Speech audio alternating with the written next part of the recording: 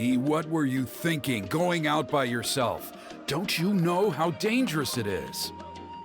It's okay. Toba helped me. And we met some kind strangers who helped us, and... Kind strangers? What made you so sure they were so kind, huh? Oh, I suppose they had kind stranger written on their foreheads? Yeah, actually, they did. In big, bold letters. Don't talk back to me. The Mountain King problem still hasn't been solved. What would I do if I lost you too? No dinner for you tonight. They were good people, Dad. Dinner or no dinner. Hello again, Hooney. It's Miss Paimon and Miss Traveler! Dad, it's them! They're the ones who helped me! And I promised we'd take care of them if they came to visit. Oh, so you're the kind strangers. Well, I'm Trinidad. Apparently, you helped my daughter today, so if there's anything you need, just ask. As an elder of the Scions of the Canopy, I've got some influence around here. Now, I trust that you're sensible people who know better than to take advantage of their host's generosity. Yep, just helping a neighbor. We're not looking for anything in return. Oh? Well, let's hope so. Dad, please! They're not bad people. They've eaten at the same table with Kanich before. Be nice to them. Kanich? Wait! I heard that two mysterious travelers from afar showed up at the Stadium of the Sacred Flame. Are they you? And Paimon's the other.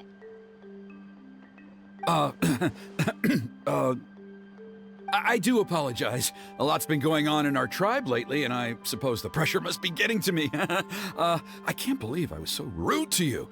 I feel ashamed. We got off on the wrong foot. Can we, start over? Oh, now we're talking. Seriously, though, don't worry about it. Already forgotten. We're just happy to see Hooney got home safe and sound. Oh, you just arrived, I take it, and it would be my honor to give you a hero's welcome tonight. Careful now, that's quite an about-face. We've heard that kind of thing can lead to spontaneous combustion around these parts. My dear traveler, you are very perceptive indeed. Go inside now, Hooney. Dad's got some important business to discuss. Okay. Look after Miss Traveler and Miss Paimon. They're very special guests. Well, we'll hear you out, but we can't make any promises that we'll be able to help. Well, this is a matter of utmost importance. Please, allow me to explain. For many years, our tribe has celebrated the Turnfire Night. It is a traditional ceremony among the Scions of the Canopy in which we remember our ancestor, Burkina, and his companion, Kangamato, the Mountain King.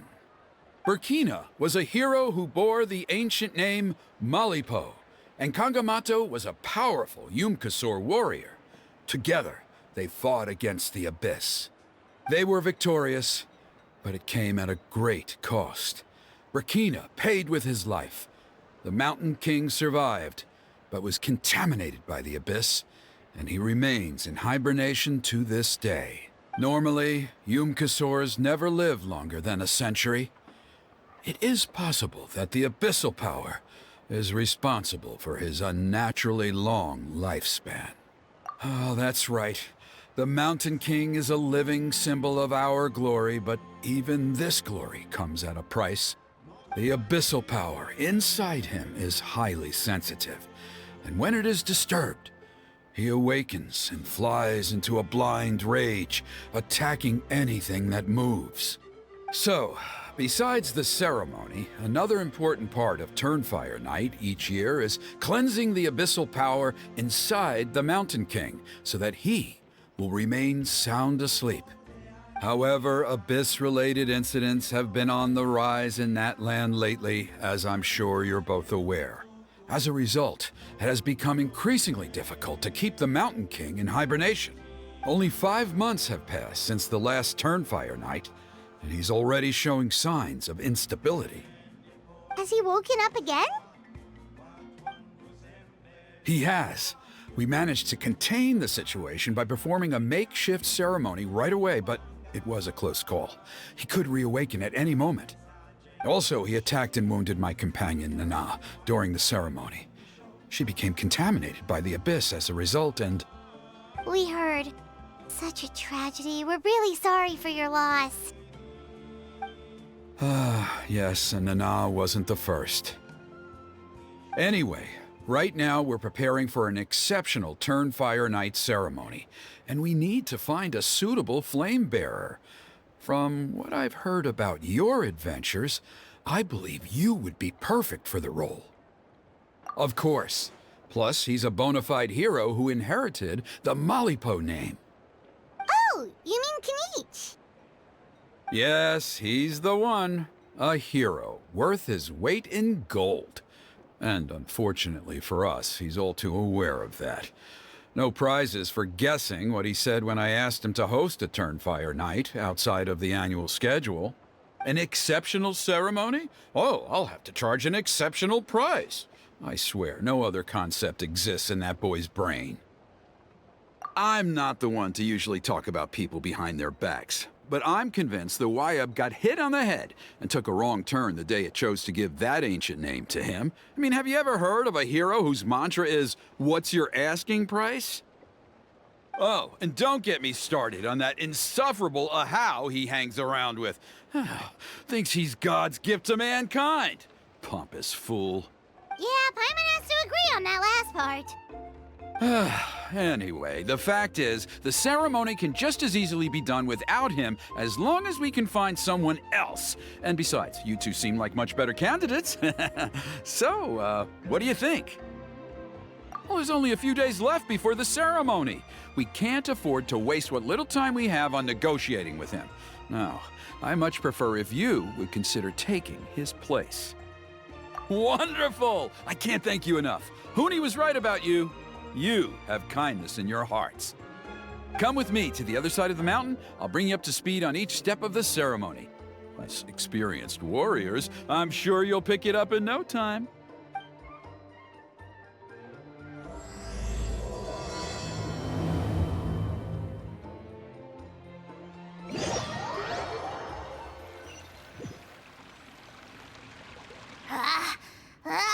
Achoo!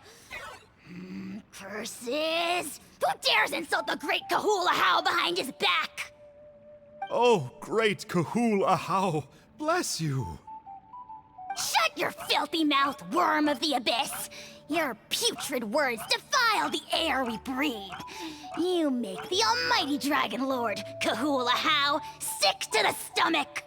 Speaking as a member of the Abyss Order, that's music to my ears. Exactly the kind of reaction we're going for.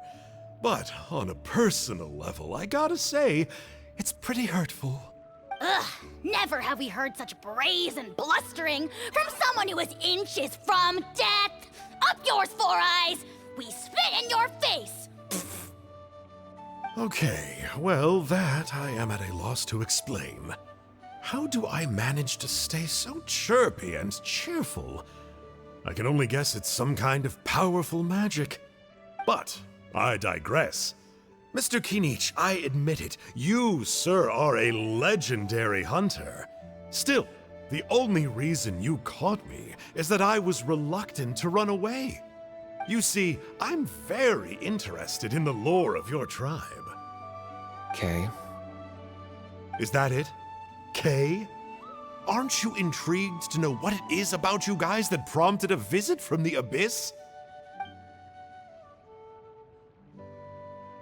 It's the extreme sports!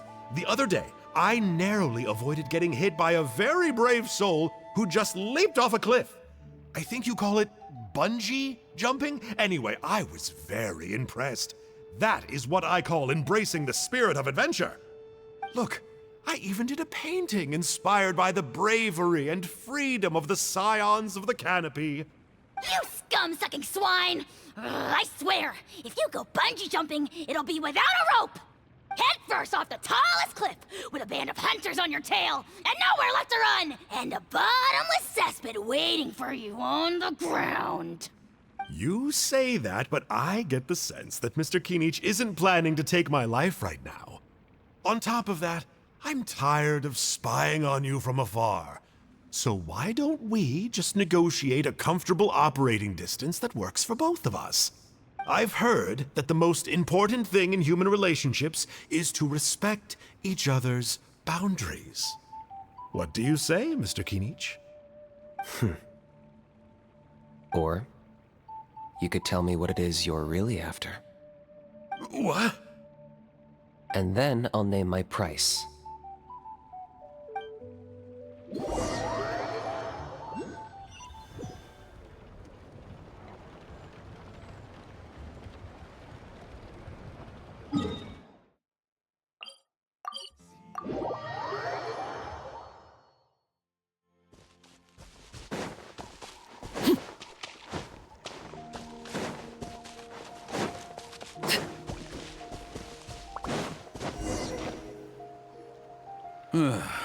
The abyss contamination is back. No surprises there. No doubt that explains the Mountain King's recent activity. See those torches over there? Those are the Sacred Flame offshoots that we requested from the Stadium of the Sacred Flame. They contain the power of the Pyro Archon. Are you saying that the Sacred Flame and the Turnfire are the same thing? Well, for ceremonial purposes, at least. Sending someone to the Night Kingdom to retrieve the legendary Turnfire isn't exactly an option. More to the point, though, the Sacred Flame is able to burn away abyssal filth, so that's why we use it in the ceremony. Gotcha! So basically, we just need to clean up the filth with the Sacred Flame. Well, that's one part of it, yes, but the complete ceremony is a bit more complicated than that. First, the flame bearer must collect a kindling of the sacred flame from the starting point, then use a grappling hook to fly up into the sky and light each of the sacred flame pillars. Then, they must go down into the canyon, all the way into the cave where the Mountain King slumbers, lighting braziers and the final altar along the way. The most skilled flame bearers can accomplish all of this without touching the ground once. As much as I hate to admit it, Kinich is capable of this. Wow! He can do all that flying without ever falling to the ground? Well, of course Paimon can. It'd be much harder for you guys. Well, don't worry. It's not a requirement of the ceremony. You're allowed to touch the ground. The only thing you're not allowed to do is turn back. The flame bearer must always keep moving forward. You can't skip a pillar, then come back to it after lighting the next one. To do so would be to disrespect our ancestors. So, what actually happens if you do turn back? Surely the fires don't just go out.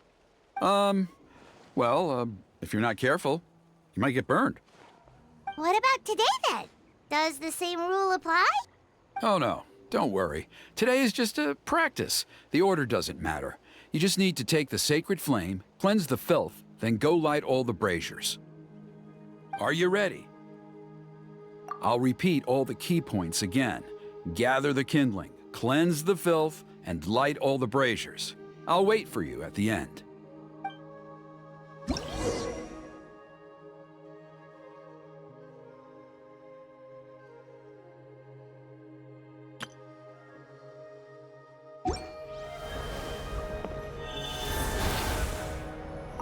Alright, let's use this kindling to complete our mission. There's abyssal filth over there. Let's burn it away with the sacred flame.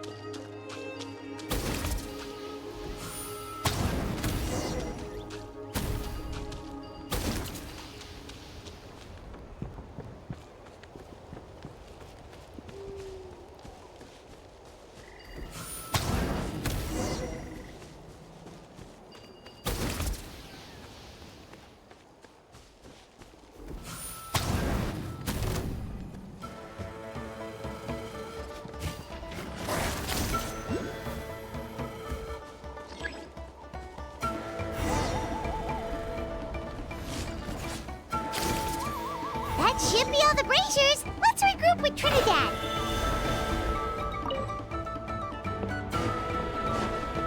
Transfixed. Hey! Neutralize! Yeah.